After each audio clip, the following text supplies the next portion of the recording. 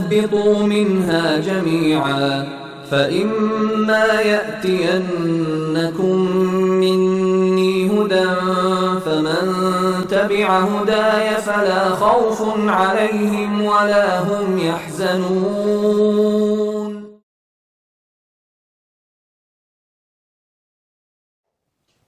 ناظرین اکرام، السلام علیکم. میں ہوں شوکت آبدی. پیش خدمت ہے پروگرام دین کی ضرورت کیوں. ناظرین، جیسا کہ آپ جانتے ہیں کہ ہم اپنی اس سیریز میں مسلسل حجت الاسلام والمسلمین عالی جناب مولانا سید صفی حیدر صاحب سے اس موضوع پر تبادلہ خیال کر رہے ہیں، اور بیچ بیچ میں جو سوالات آ رہے ہیں ان کو بھی آپ کے سامنے رکھ رہے ہیں. ہم نے چونکہ دین کی ضرورت کیوں اس عنوان کو بہت سوچ سمجھ کر رکھا ہے. سچے دین کی تلاش کیوں، اس بات پر ہم نے بحث اس لیے جاری رکھی ہے کہ تاکہ جو ہے آج دنیا بھر میں مختلف طرح کے دین ہیں، اور دین کے نام پر قتل و غارت گری اور خون ریزی اور سب کچھ ہو رہا ہے، اور اس کو دین بتا کے پیش کیا جا رہا ہے. بہت سی چیزیں خلط ملط ہو گئی ہیں. اس کی ذمہ داری دین کی نہیں ہے بلکہ آپ کی تلاش ہے. جس طرح سے آپ اصلی سونے کی تلاش کرتے ہیں، اصلی دودھ کی تلاش کرتے ہیں، اصلی دوسرے سامان کی تلاش کرتے ہیں، تو آپ کو جب دین بیسٹ وے آف لائف ہے تو اس بیسٹ وے آف لائف میں آپ کو سچے دین کی، صحیح دین کی تلاش کا کرنا ضروری ہے. اور تلاش کرنے کے لیے آپ کو اندر جستجو کا ہونا بہت ضروری ہے. اب یقیناً اگر آپ اس جستجو کو رکھتے ہیں تو آپ کے ذہن کے اندر مختلف سوالات آتے ہیں، اور جب سوالات آتے ہیں تو پھر ظاہر سی بات چیت ہے کہ اس کے ایکسپرٹ بیٹھ کر اس کا جواب بھی دیتے ہیں. ہمارے ساتھ ایکسپرٹ موجود ہیں حجت الاسلام والمسلمین عالی جناب سید صفی حیدر صاحب قبلہ. اور میں آپ کو اسی سوال کی طرف پھر لے جاؤں گا کہ جب اللہ ہماری عبادتوں کا محتاج نہیں ہے، ٹھیک ہے، تو پھر اس کی عبادت کیوں کی جائے؟ السلام علیکم ناظرین کرام. بسم اللہ الرحمن الرحیم.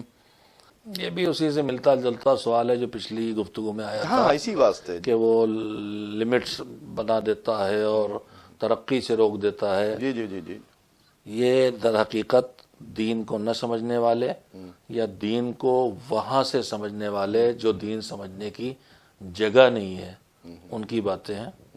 ہاں، دین پابندی کیوں یہ عائد جملے کرتا جو ہے؟ میں نے عرض کیے ہیں، جی جی یہ جو ہمارے درمیان ایک طبقہ ہے جس نے دین کو دین کے ٹھکانوں سے نہیں سیکھا ہے، یا تو چند رسوم اور ماحول کے سے سیکھا ہے، گھر ہماری بستیوں سے، شہروں سے، محلوں سے، یا اگر تعلیم یافتہ ہوئے دانشوری تک آئے تو دین سیکھنے کے لیے وہاں گئے، یا دین ان سے سیکھا جنہوں نے اس دین کو قبول ہی نہیں کیا تھا. تو جو خود دین کو قبول نہیں کیا، جو یا جیسے آپ یہ جن کے پاس دین کا فہم بھی نہیں تھا، وہی میں عرض کرنا چاہتا ہوں، اگر انہوں نے سمجھا ہوتا تو قبول کرتے. تو جنہوں نے خود نہیں سمجھا وہ دوسرے کو کیا سمجھائیں گے. مغربی دنیا سے دین کو سمجھنے والے اکثر اسی ڈیڈ اینڈ پہ آ کے پہنچ جاتے ہیں. دیکھیے، کسی چیز کو بھی سیکھنا ہے تو مجھے اس کے اصل ٹھکانے سے سیکھنا چاہیے، اس سے جو اسے قبول کرتا ہے. اگر میں کمیونزم سیکھنا چاہتا ہوں تو مجھے مسلمان سے جو مسلم ہے اس سے سیکھنے سے کوئی فائدہ نہیں ہے. مجھے کمیونزم سے سیکھنا ہے تو کمیونسٹ سے سیکھنا ہوگا. چاہے آپ کتنا ہی بڑا پروفیسر ہو کمیونزم کا، لیکن وہ مجھے سکھا نہیں پائے گا، اس لیے خود ہی قبول نہیں کرتا ہے تو مجھے کیا سمجھا دے گا. تو اسی طرح سے یہ ایک غلطی ہوتی رہی ہے ہمارے درمیان ہمارے لوگوں سے.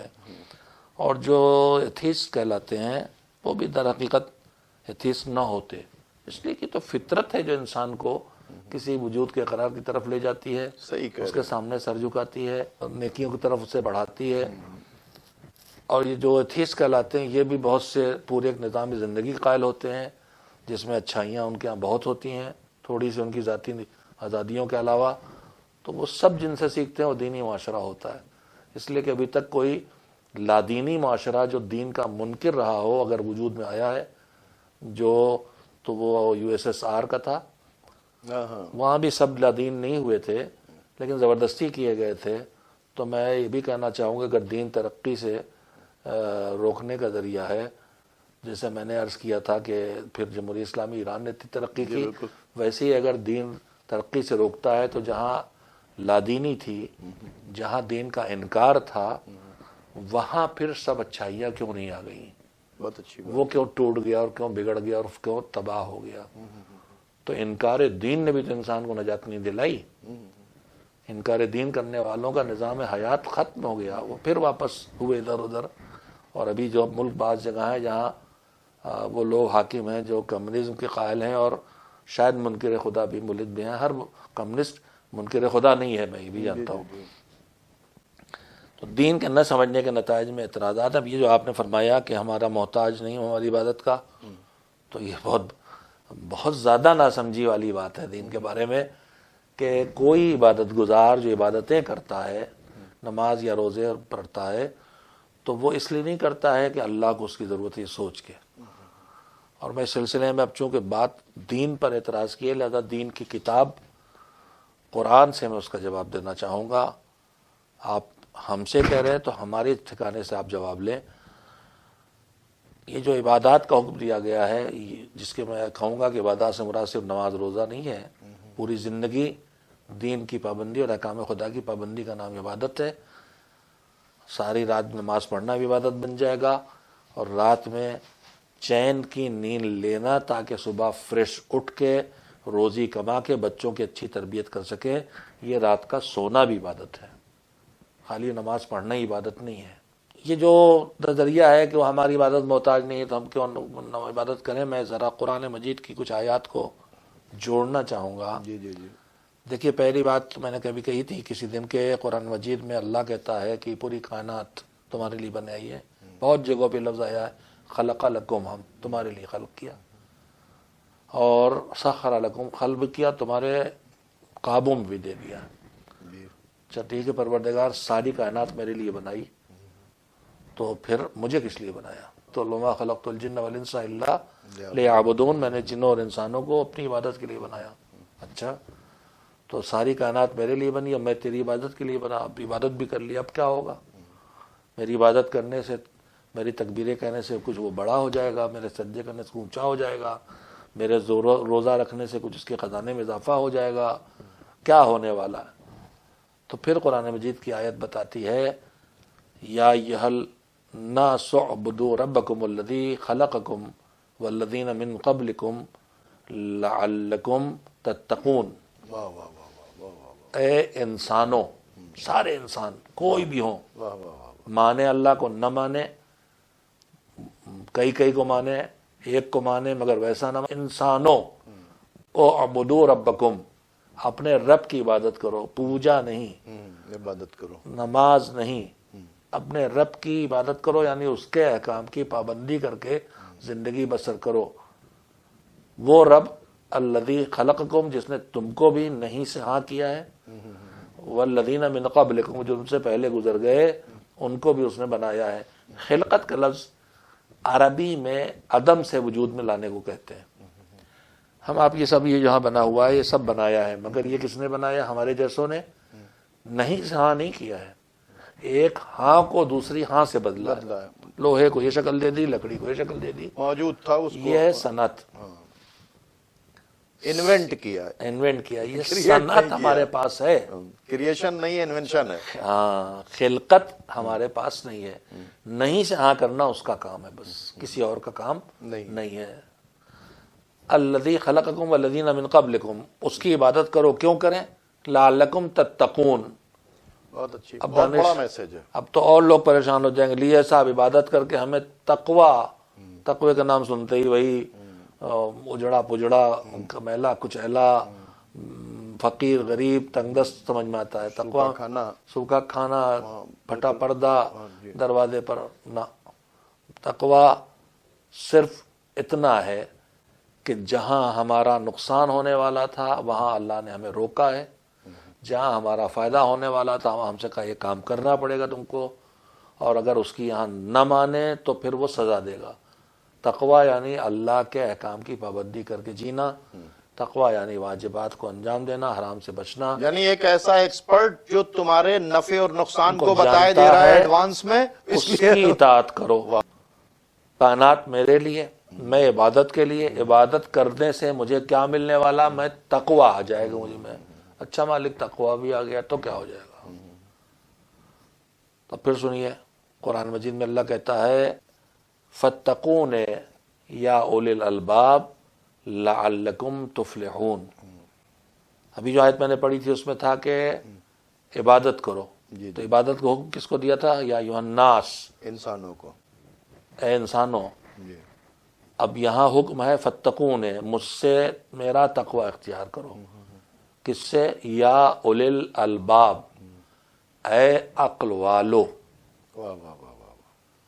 اچھا، قرآن نے بہت عقل والوں کو ایڈریس کیا ہے، بار بار ایڈریس کیا ہے. اطاعت کا حکم سب کو دیا ہے، عبادت کا حکم سب کو دیا ہے، مگر تقوی کے لیے سب سے نہیں کہا ہے. واہ واہ. صرف صاحبان عقل سے کہا ہے کہ تقوی کی راہ پر آؤ، اس لیے کہ اسے پتا ہے کہ صاحبان عقل ہی میرے احکام کا فلسفہ سمجھیں گے، لاجک سمجھیں گے، حکمت سمجھیں گے، اور جب سمجھیں گے تو دل سے عمل کریں گے تو تقوی ان میں آ اور جائے گا. ایمان والوں سے بھی تقوی کی بات چیت کی گئی. ایمان والوں سے بھی کہا ہے، عقل والوں سے بھی کہا ہے. میں یہ عرض کرنا چاہتا 2 آیتوں جو میں نے آپ کے سامنے رکھی ہیں، اس میں عبادت کا حکم ہر ایک کے لیے ہے، مگر اس عبادت سے تقوی یعنی اچھے برے کی تمیز کر کے اچھائی کی راہ پہ چلنا، برائی سے بچنا، یہ ہر انسان کے بس کی بات نہیں ہے، صرف عقل والوں کی بات. جو سمجھ رکھے گا وہی تقوی تک آئے گا. اب جو سمجھدار آدمی تقوی تک آ گیا تو کیا ہوگا؟ لعلکم تفلحون. تاکہ تم کائنات تمہارے لیے، تم عبادت کے لیے، عبادت سے پیدا ہو گیا تقوی، اور تقوی آئے گا تو تم کامیاب ہوگا. فلاح پاؤ. تو میری عبادت سے ملا کیا؟ کس کو ملا؟ کامیاب. میری عبادت سے اللہ کو کچھ نہیں ملا، میری عبادت سے واہ واہ واہ. مجھے کامیابی ملی. تو اللہ کو میری عبادت ضرورت نہیں ہے، مجھے میری عبادت کی ضرورت ہے. مطلب اگر میں عبادت کروں گا تو مجھے ملنا ہے، تو میں کامیاب بہت اچھا ہو جاؤں گا اور میں کامیاب ہوں گا، میں ترقی میں کروں گا. متقی ہو جاؤں گا، میں فلاح پاؤں گا. مجھے یعنی اللہ کو کوئی فائدہ نہیں ہے عبادت سے، مجھے بلکہ اس عبادت کو کرنے سے مجھے فائدہ ہے. فلاح پانے کا مطلب وہی ہے کامیاب ہونے. اس کے مطلب قرآن ترقی کی طرف لے جا رہا ہے، فلاح کی یہ طرف لے راستہ جا ہے رہا اس کی ہے. نگاہ میں. ترقی کا راستہ بتایا ہے کہ اطاعت پروردگار. اطاعت پروردگار. عبادت کا نام اطاعت پروردگار ہے. عبادت اور اطاعت کرتے کرتے آدمی وہاں تک پہنچے گا کہ اب وہ ترقی کی منزل پر ترقی کی پہنچ جائے. منزل تک پہنچ واہ جائے واہ واہ گا. واہ. لیکن یہ ہے کہ جب دین میں کوئی جبر نہیں، یہ بھی قرآن میں لکھا ہے. ارے جناب، دین آپ میں بچے کے جبر ساتھ نہیں جبر ہے. کرتے ہیں کہ نہیں؟ پڑھنا تو پڑے گا بیٹا. تو جب دین میں جبر نہیں دوا تو جبر. پینا پڑے گا. نہیں پوچھ رہا ہوں دین میں جبر نہیں، ابھی بات کرتا ہوں، لیکن یہ میں آپ میری سے بات نہیں ہے، میں نہیں، آپ چاہتا کی ہوں کہ نہیں. تاکہ معاشرے سے جو اس طرح کے سوالات اٹھتے رہتے. بالکل نہیں، میں جانتا ہوں آپ کی بات نہیں ہوئی، آپ باشعور انسان ہیں. میں کہنا چاہتا ہوں ہم بچے کے ساتھ زبردستیاں کتنی کرتے ہیں. بالکل. چھوٹا بچہ دوا کڑوی نہیں پینا چاہتا، زبردستی پلا رہے ہیں. اپنے بچے کو نہیں پلا پینا رہے چاہتا، کیوں پلا رہے ہو بھائی؟ صحیح صحیح صحیح. وہ مچل مچل کے آگ پہ پھاندا پڑ رہا، میں روکے لے رہا ہوں. واہ واہ واہ واہ. وہ ہاتھ مار کے گلاس توڑے دے رہا، پکڑے رہا ہوں. سب جبری جبرے، چھوڑو اس کو، جو چاہے کرنے دو، کرنے تو دے. یہ اپنے کو بھی جلا لے گا. ابھی اس کے شیشے کی گرچیں لگ جائیں گی. ابھی دوا نہیں پیے گا، بیمار ہو کے زندگی اس کی خطرے میں پڑ جائے گی. تو یہاں زبردستی ہو رہی کہ نہیں ہو رہی؟ صحیح. کون زبردستی کر رہا ہے؟ جو جانتا ہے کہ یہ بچہ میرا ناسمجھ ہے. ویسے اگر مان تھوڑی دیر رکا جاتا ہوں کہ دین میں جبر نہیں ہے، بے شک نہیں ہے. ابھی برس کرتا ہوں کہ دین میں جبر نہیں کا مطلب کیا، پھر وہی نہ سمجھنے کا نتیجہ ہے. اصل بات یہ ہے کہ سمجھ نہیں پایا جی، انسان. دین میں جبر نہیں کا مطلب سمجھے ہی نہیں آدمی. اور اس کے بعد اس نے یہ بات کہہ دی قرآن مجید میں، جو اللہ کہہ رہا ہے کہ دین میں جبر نہیں ہے، اس کا مطلب اس کی اگلی آیت سمجھا رہی ہے. یہ تفسیر بالرائے کر رہا ہے وہ. ہاں، وہ قرآن پڑھا ہی نہیں، اس نے جملہ کہیں سے لگتا کہیں سے کٹ کر لیا ہے اور نقطے کو پیش کر رہا ہے، جی جی جی. اور خود پڑھنے کی اور زحمت آج نہیں کل کی. یہ سب چل رہا ہے. اگر اس کو آیت الکرسی پڑھی ہوتی اس نے پوری تو یہ نہ کہتا. واہ واہ واہ. قرآن مجید آیت الکرسی کا ایک حصہ ہے، بسم اللہ الرحمن الرحیم، لا اکراہ فی الدین. دین میں کوئی زبردستی نہیں ہے. کیوں نہیں ہے؟ قد تبین الرشد من الغی. زبردستی کرنے کام ہی نہیں رہ گیا بھیا، اتنا کلیئر ہو گیا ہے سیدھا راستہ گمراہی سے کہ اب کوئی زبردستی کرنے کی ضرورت نہیں ہے، وہ آدمی ہے، اس کو عقل ہے، واہ واہ واہ وہ چلے گا ہی اس آپ راستے سے پہ، بات کرنے میں کوئی وہ آتا ہے زبردستی اتنا کرنے کی ضرورت ہدینا السبیل اما شاکرا و اما کفورا، نہیں۔ مانے نہ مانے، ہم نے راستے کی ہدایت کر دی ہے، اب تمہارا دل چاہے اسے جبر سمجھو۔ جی۔ واہ واہ واہ، کہاں جبر ہے؟ ہم صاف صاف آپ کو فلاں جگہ جانا یہ راستہ ہے، اب آپ نہ جائیں تو آپ کے نصیب کی خرابی آپ نہیں سمجھ رہے ہیں، ہم کہاں زبردستی کر رہے ہیں؟ اور کل اگر راستہ نہ دکھاتے تو کہتے کوئی ہمارا راستہ دکھانے والا نہیں ہے۔ تو قرآن مجید میں جو لا اکراہ فی الدین یا دین میں جبر نہیں کے جملے کا مطلب یہ ہے کہ ہم کسی کو زبردستی گن پوائنٹ پر مسلم نہیں بنائیں گے، تو جو لوگ کر رہے ہیں گن پوائنٹ کے اوپر وہ زبردستی، مسلم نہیں ہیں، وہ وہ قرآن کو نہیں وہ مانتے، دشمن قرآن ہے جو ایسا دشمن کر رہا قرآن ہے جو یہ زبردستی کر رہے ہیں۔ اب آپ پھر پلٹ کے کہیں گے کہ جبر نہیں، تو آپ کیوں کہہ رہے ہیں کہ نماز نہیں پڑھو گے تو سزا ملے گی، اور چوری کرو گے تو ہاتھ کاٹ دیں گے؟ اگرچہ میں پوچھنا چاہتا ہوں دنیا بھر کے قوانین سے کہ میں یہاں چوری کروں تو مجھے جیل کی سزا ہوگی، میں ایکسیڈنٹ کروں مار دوں کسی کی جان تو مجھے سزا ہوگی، تو مجھے کیوں زبردستی کر رہے ہو میرے ساتھ؟ بھائی میں جو کر رہا ہوں کرنے دو۔ تو جبر تو آپ بھی کر رہے ہیں۔ بہت اچھی اگر وہی جبر جو آپ دین کے لیے کہہ رہے ہیں، جبر تو آپ، کون سا دنیا کا ایسا قانون ہے جہاں کہیں نہ کہیں روکا نہ جائے، کوئی لمٹس نہ بنائی جائیں؟ صحیح۔ لیکن میں اس سے زیادہ بات عرض کرنا چاہوں گا، ہم آج تک کسی غیر مسلم سے نہیں کہنے جاتے کہ نماز پڑھو، روزہ رکھو، خمس نکالو، واہ واہ واہ۔ کسی سے نہیں کہنے جاتے حجاب کرو۔ جو کر رہے ہیں وہ غلط کر رہے ہیں، وہ جس ہم دن فالو کرتے ہیں تو اپنے لیے، ہم اپنے لیے یا جو ہمارا جیسا ہے نظریات میں مسلم ہے، ہم اس سے کہتے ہیں تم نماز پڑھو، تم روزہ رکھو، یا اس کے فائدے بتاتے ہیں۔ نہیں تو اب میں وہی عرض کرنا چاہتا ہوں کہ یہ جو لوگوں کو جبر رکھتا ہے، پہلی بات تو ہم غیر مسلم سے کہتے نہیں، بالکل صحیح، اور ہمیں حق بھی نہیں اس سے کہنے کا بالکل صحیح۔ کہ نماز پڑھو، روزہ رکھو، حجاب کرو۔ اب ٹھیک ہے، اگر ہمارا ایک ماحول ہے اور اس ماحول میں کوئی آتا ہے تو ہم کہتے ہیں بھائی یہاں سب حجاب میں، آپ بھی، اور جو ہمارا باشعور طبقہ ہے ہم دیکھتے ہیں کہ جہاں جس ماحول میں مہمان جاتا ہے اس طرح کے لباس کو بھی اختیار کرتا ہے، اس طرح کی چیزیں بھی اپناتا ہے۔ ہمارے ملک سے بھی جب لیڈر حضرات ہمارے وزیر اعظم دوسرے جاتے ہیں جن ملکوں میں، حتیٰ کہ ملک کے اندر جس خطے میں جاتے ہیں، کبھی راجستھان کی پگڑی سر پہ ہے، کبھی جو علاقائی، یہ محبتیں بڑھانے کے لیے ہم نے دیکھا ہے کہ سشما سوراج جی دنیا سے رخصت ہو گئی، اور بہت معتدل مزاج خاتون تھیں، باشعور۔ میں کسی پارٹی واٹی کی بات نہیں کر رہا ہوں، میں شخصیتوں کی بات کر رہا ہوں۔ جب وہ جمہوری اسلامی ملنے گئی تھی، انہوں نے سر پہ خود سے ہی پلو ڈالا تھا۔ انسان کی، خیر ہمارے ملک میں ایک شرافت اور وقار اور حیا تو ہے، چاہے مذہب کوئی ہو۔ معاملہ پھر یہ پوچھا جاتا ہے کہ آپ کیوں زبردستی نماز پڑھوا رہے ہیں بچے سے صبح اٹھا کے؟ ہمارے بچے بھی کہتے ہیں کہ آئی ڈونٹ کیئر۔ تو میں ان بچوں سے کہنا چاہتا ہوں، آپ کو لگ جو آپ کے ساتھ زبردستی اور اس کی وجہ سن لیجیے، خاص کر کے وہ لوگ جو ان ایک ملکوں سے نکل کے دوسرے ملک میں چلے گئے، تو ہم نے وہاں دوسرے ملکوں بہت سے جگہوں جا کے نیشنلٹی ہم نے لے لی ہے۔ کیا کوئی ملک درخواست کرنے آیا تھا کہ آپ نیشنلٹی ہمارے ملک کے لے لیں؟ آپ نے بہتر سمجھا، نیشنلٹی لے لی، لیکن جیسے ہی نیشنلٹی لی اسی دن ان سے قسم کھلوائی گئی کہ آپ ہمارے قانون کے قانون پابندی کریں گے، اور نہ کریں گے تو کیا ہوگا؟ سزا ملے گی، سزا ملے گی۔ بالکل صحیح۔ پارلیمنٹ میں ہمارا کب کوئی گیا تھا کہ چلو بھیا الیکشن لڑو اور ایم پی ہو جاؤ؟ لیکن جب بھی ایم پی ہوئے تو قسم کھانا پڑی کہ اب اس نظام کی پابندی کریں گے۔ تو ہم نے نہ کسی کو زبردستی نیشنلٹی دے لی ہے، نہ کسی کو زبردستی ایم پی بنایا ہے، لیکن اب بن گئے ہو نیشنل ہمارے، تو ہماری ڈیوٹی بنتی ہے کہ ہم تمہاری بھی حفاظت کریں اور تمہارے ذریعے پیدا ہونے والے نقصان جو دوسروں کے لیے ہے اس کی پابندی کر، اس کی بھی حفاظت کریں۔ ہم گئے انڈیا سے، ہم نے امریکہ میں نیشنلٹی لے لی، خیر مجھے نہیں لینا، اور لینا ہوتا 90 میں لے چکا ہوتا، آفر تھی، مجھے اپنا ملک پسند آیا تھا، آج بھی پسند ہے۔ اللہ اس ملک کی اسی محبت کو باقی رکھے جو ہمیں صدیوں سے ملتی رہی ہے۔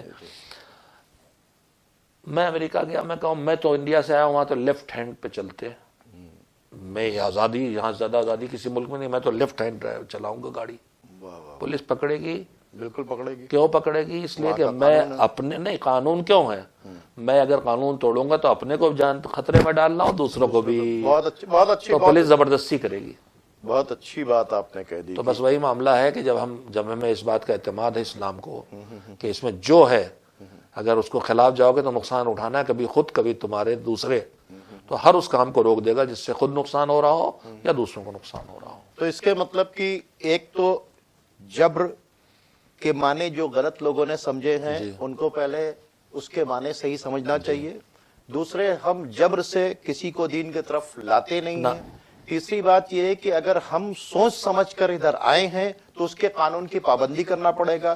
جس طرح سے ہم کسی ملک کی نیشنلٹی لیتے ہیں تو وہاں کے قانون کی پابندی کرتے ہیں. اس قانون کی پابندی کا نتیجہ کیا ہوتا ہے کہ خود بھی محفوظ رہتا ہے اور دوسرے بھی محفوظ رہتے ہیں، خود بھی گھر ترقی کرے گا، آگے جا رہے ہیں. ہاں. تو اب اگر اس نے دین کو قبول کر لیا ہے تو اس کو جبر نہیں سمجھے. جب اس نے دین اسلام قبول کر لیا تو اسے نماز پڑھنی ہے اور اس کے علاوہ جو اس کے قانون ہے اس کے اوپر عمل کرنا ہے. اور وہ قانون ایسا ہے جو انسان کو متقی بناتا ہے، اور جب متقی بن جاتا ہے تو اس کو فلاح مل جاتی ہے. یعنی فلاح کے مطلب کامیابی تو دین کامیابی کی طرف لے جاتا ہے، کامیابی کے راستے سے روکتا نہیں ہے. بہت اچھا مطلب آپ نے اس کا تجزیہ کیا بہت اچھے ڈھنگ سے. صاحب ایک بات سمجھ میں نہیں آتی جی کہ ہر ایک انسان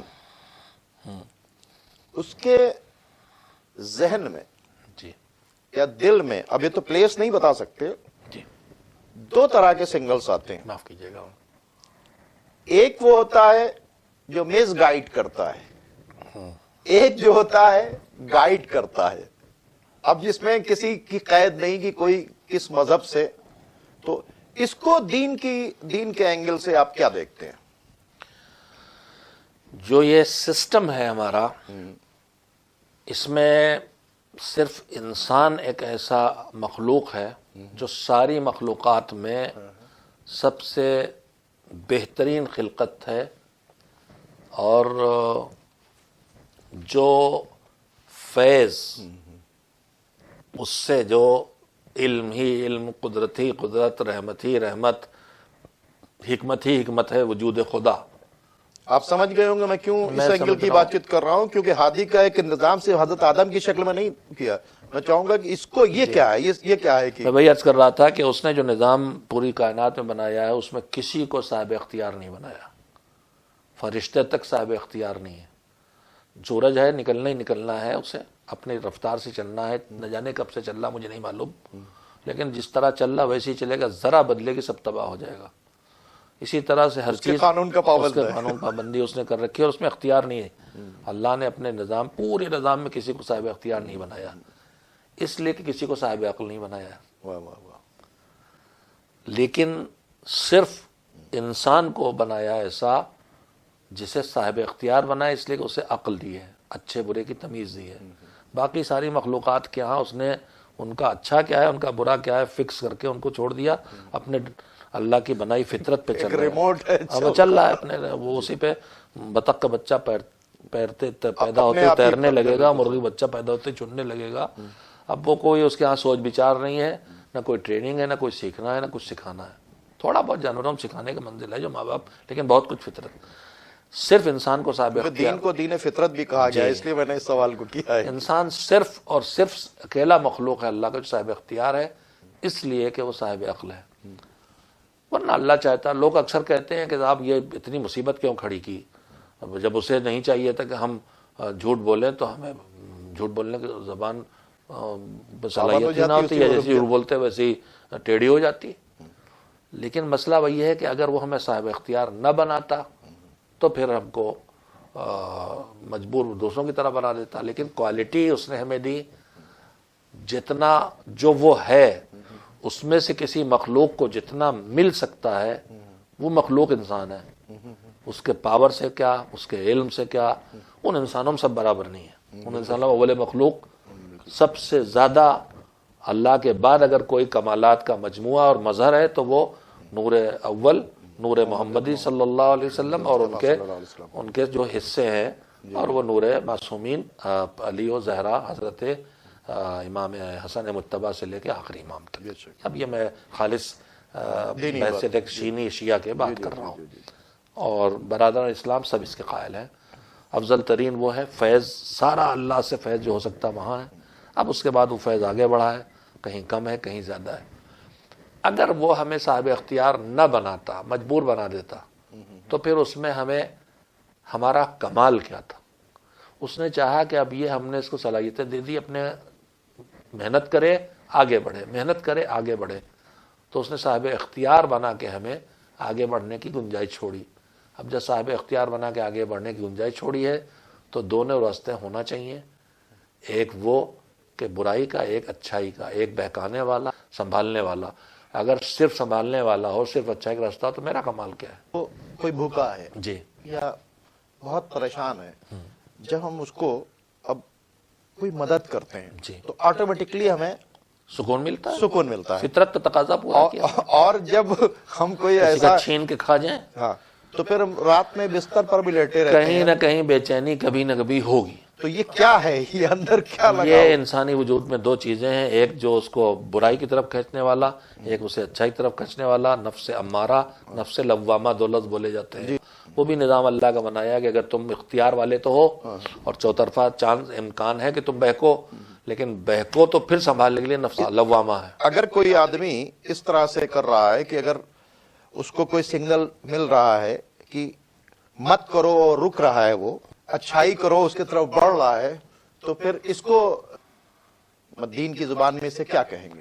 نظام قدرت ہے یہ، دین فطرت پر کاربند ہے. نظام قدرت یہی ہے، اس نے بنایا اسی طرح. یعنی اللہ نے اپنی مخلوق کو بنایا ہی ایسا ہے، اس کے اندر ان بلٹ سرکٹ رکھا ہے اس طرح کا. صاحب اختیار بنانے کے بعد اس کا پورا انتظام کر دیا ہے کہ یہ ایڈیشنل ارینجمنٹ ہے، کیا نام ہے یہ انبیاء کا، اس کا یہ ایڈیشنل ارینجمنٹ ہے. انٹرنل اس نے یہ بھی ارینجمنٹ کر دیا ہے کہ تاکہ جو ہے. نہیں، میں اس کا الٹی بات کہنا چاہوں گا کہ اس نے پہلے تو ہمیں سب دے کے بھیجا، عقل بھی دی، شعور بھی دیا، بصیرت بھی دی، فہم بھی دی، نفس بھی دیا، برائی سے روکنے والا، اچھائی کی راہ پہ ڈالنا، سب دے دلا کے بھی اسے پتا تھا کہ یہ سب ہو کے بھی یہ کامیاب نہیں ہو پائے گا جب تک باہر سے سپورٹ نہ ملے. اس لیے اس نے نبوت بھیجی، اس لیے اس نے کتاب بھیجی. اصل کتاب و نبوت نہیں ہے، اصل تو ہمارا اپنا وجود ہے، لیکن اسے پتا تھا کوئی دنیا میں شاگرد بغیر خالی کتاب سے نہیں سدھر جاتا جب تک استاد نہ ہو، اور کوئی آدمی کتنا ہی قابل ہو بغیر کتاب کے بھی نہیں کچھ ہو سکتا. تو ہم کتنا ہی صلاحیتوں والے ہوں، لیکن مجھے کتاب بھی چاہیے، مجھے استاد بھی چاہیے. دیکھیے، ہم فکس تو نہیں کرتے کہ ہم کدھر جا رہے ہیں، ایک لمٹ رکھتے ہیں. کوئی ایسا نہیں ہے کہ پہلے سے ایک سیٹ پروگرام ہے کہ ہمیں اس طرح سے آگے بڑھنا ہے. کبھی کبھی ایکسیڈنٹل ایسے سوالات آ جاتے ہیں، اور ظاہر سی بات چیت ہے اس کو کس سے پوچھیں. ظاہر سی بات چیت ہے جو دین کے جانکار ہیں ان سے ہی چیزوں کو ہمیں دریافت کرنا پڑتا ہے. کیونکہ دامن وقت میں بالکل گنجائش نہیں ہے. انشاءاللہ دین کی ضرورت کیوں، اس پر ہم آگے لگاتار اپنی بات رکھتے رہیں گے. اب آپ ہمیں اور ہمارے مہمان کو اجازت دیجیے. خدا حافظ. ہم پہ تیرا احسان ہے اے بانی تنظیم، ہم پہ